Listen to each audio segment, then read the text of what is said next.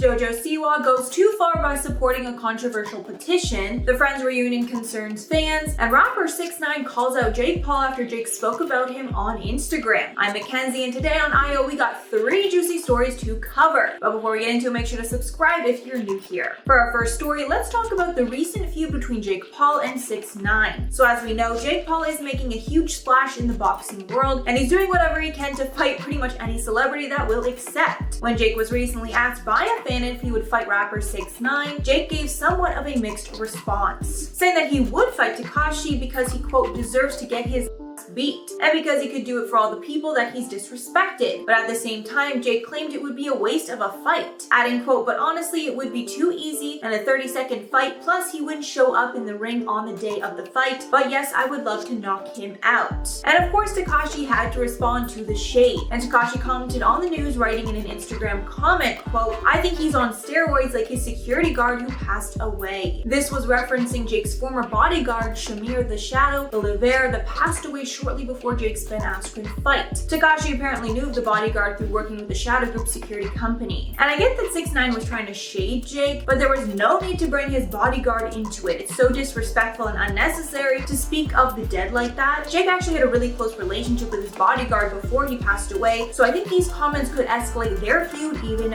further. Now that Jake's been signed to Showtime Boxing for his next fight, for I'm sure a lot of money, I'm really interested to see who he's going to be fighting next. Now onto some nostalgia news. The show Friends, one of the most successful sitcoms ever made, is finally having a reunion special hosted by James Corden. A few trailers for the show have been released, with the stars reminiscing about the years that they spent working together. And even though many fans are excited to see the reunion, the trailer has some fans worried about Matthew Perry, who plays Chandler. In one trailer, his speech seems slurred and slowed compared to other cast members, as well as he looks much more worn down. Fans also noticed in another promo that he sort of like stared off into space at some points. As the group discussed what it was like to get the gang back together after all these years, Perry was asked if he took a souvenir from the set when the show ended. He replied, quote, I stole the cookie jar that had a clock on it. I stole the cookie jar that had the clock on it, and I gave it to Lisa Kudrow, because she, one point, looked at it and thought it was a real clock. But people thought the word stole was slightly slurred. One fan tweeted, quote, something is not right with Matthew Perry. Speech sounded off, as though he may have had a stroke in the past. Another said, quote, I'm dead serious when I ask, is Matthew Perry okay? He sounds like he's been under the influence of something or had a stroke. I know he had substance issues in the past. And I have to be honest, when I first saw the trailer, I didn't really notice that his speech sounded odd, and I still really don't think it sounds that alarming, but some fans think it could be evidence of a past stroke. I'm honestly really excited for the reunion, and from the short bits that we've seen, it sounds like the cast is really excited too. And lastly, we have some JoJo Siwa news. JoJo Siwa is now supporting a petition to rename Ronald Reagan Washington National Airport in Washington, D.C. after herself. The petition currently has 58,000 signatures. The petition named Rename Ronald Reagan Airport to JoJo Siwa Washington National Airport was created by Georgetown University student Dylan Long. The body of the petition simply states, quote, why on earth is there an airport named after this war criminal? Reagan, the 40th president of the United States and a Republican, has been criticized for many of his political decisions, specifically his treatment of the LGBT plus community, while JoJo is the opposite of this and promotes inclusivity. She also recently came out as a member of the LGBTQ community and went public about her relationship with her girlfriend. Siwa was asked about the petition in an interview with TMZ, where she said she was, quote, obviously on board with it, and said it's, quote, the sickest thing ever. Siwa also said that her mom was the person that originally showed her the petition and told her to sign it. When the creator of the petition was asked about the reason for the petition, they said, quote, I decided to pick JoJo Siwa because she's been this recent rise as a new LGBT figure. I personally love JoJo and everything that she stands for. However, I don't think this renaming will ever be happening, but hey, I guess we've seen crazier things take place in this day and age, especially in 2020. That was just, I don't even know what happened that year. So that's all for the video, guys. Let me know your thoughts below. But before I go, I'm going to shout out some comments